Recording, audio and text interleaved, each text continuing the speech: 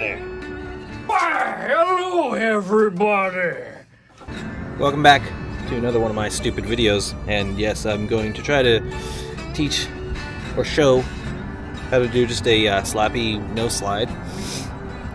I'm not much of a trick tip guy, but I've gotten a few requests to do this, so I'm gonna give it a shot.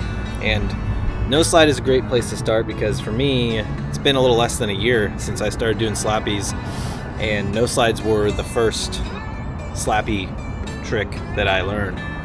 So with the people asking and being my first slappy trick, I thought, yeah, I'd give it a shot. And we'll go over some things. And hopefully, by the end of this video, you guys go out and you do a slappy Noselide. So, let's get to it.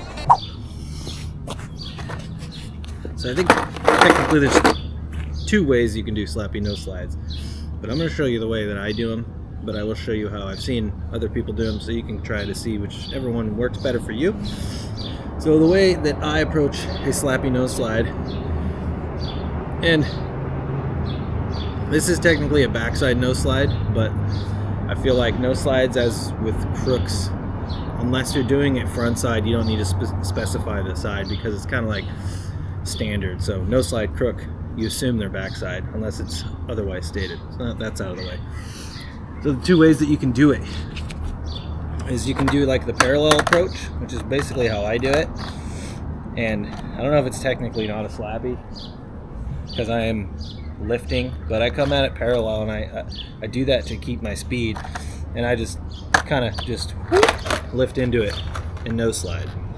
The other way I've seen people do it is they come at an angle and then they just ride into it and Noselide. And both of them can have pros and cons, I feel like, but I go the parallel method, as you saw at the beginning of the video. It keeps my speed, it helps me not bash as much into the curb. In my mind, that's what it says. So what you want to do is, yeah, you go parallel to the curb and you just lift up a little bit and you just turn into it. And then I'll show you foot position, and then we'll go over some more of the details. Don't mind my squeaky ass bushings. Don't worry, I'm aware. So basically this is the foot positioning. I am goofy, so the curb would be behind me this way. But you can see both my feet are basically pointing straight out, right in the pockets. Right in the pockets, just above the bolts. Yeah, so there's basic foot positioning for backside Noselide. Alright, so what you want to do when you're approaching the curb, and to do like baby steps, you could put a little bit of angle on it instead of going less parallel, because speed is your friend with this trick. I feel like it does make it definitely scarier, so we're going to take baby steps. But one of the most important things, and this will kind of go into things that might be stopping you from doing it. When you go into the Noselide, you don't want to be perfectly like this. You don't want your front toe side wheel touching the curb if you can help it.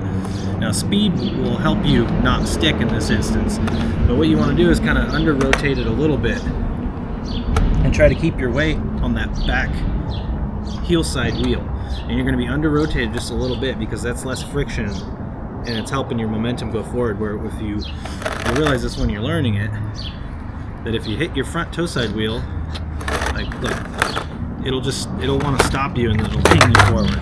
So you try to under rotate it a little bit and just keep that heel side wheel contacted on the curb. And you're going to do this, but as long as you kind of keep it on the back seat, then you should kind of get the hang of it, but it's going to take practice like with anything else. Another thing you want to think of when you're on the curb and you're like this, most of your weight's going to be back here. Just say like along the rail of this deck, so it's going to be more heel side. And you're basically going to be standing up on there and you're going to be back on the heel. You see how that lifts up a little bit? So you're going to be back on the heel, and you want all your weight on the front foot. This back foot here is just kind of to guide you through it. But you should be able to just one-footed Noselide. So all your weight's going to be on that front foot and kind of leaning back more over the heel. As you can see, this board is Well, I just started skating this board. See where the wear marks are? Most of them are predominantly here. That's where I'm keeping my weight. Up here, not doing much. When I hit that, I fly forward. So you want to keep your back, your weight over the heel. And we'll go through like some baby steps really quick. Okay, so when I was first learning them, I went to a curb like this, not waxed or anything. And I'll show you what I did. Think about the speed I was going. Kind of roll off it like this. So you can still get a little bit of slide. I was going at, slightly more of an angle. It's just a quick, like that.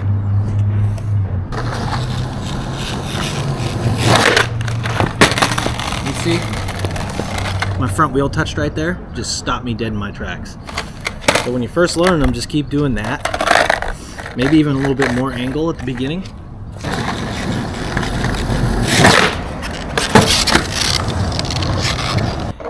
And just practice that like a bunch of times. Try different angles, see what works for you. You just got to remember, you stay more back pocket on the heel side and keep that front wheel from touching.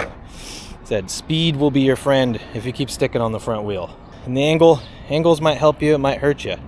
You should definitely try it a few different ways. So now, let's just get a couple more no slides.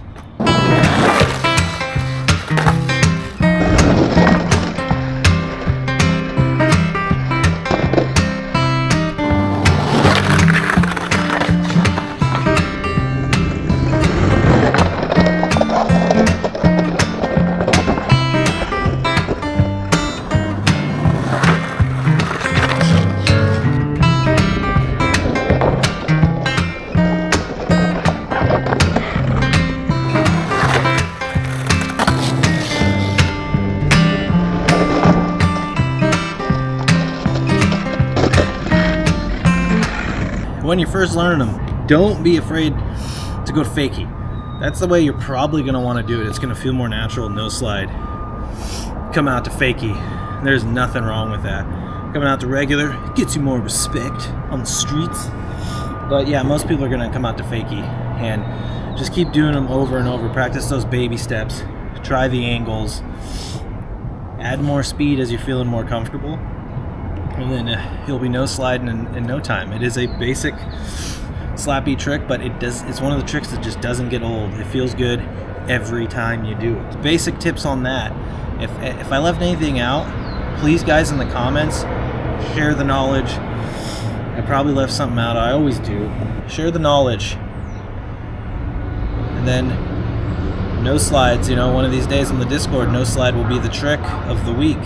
And we can get into, you guys, if there's any other trick tips or things, I'll definitely do it.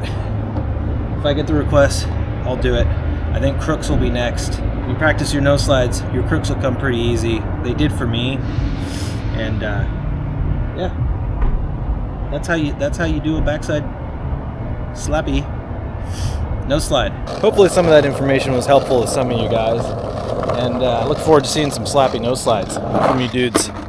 Discord or not, and as always, I'll see you on the next one.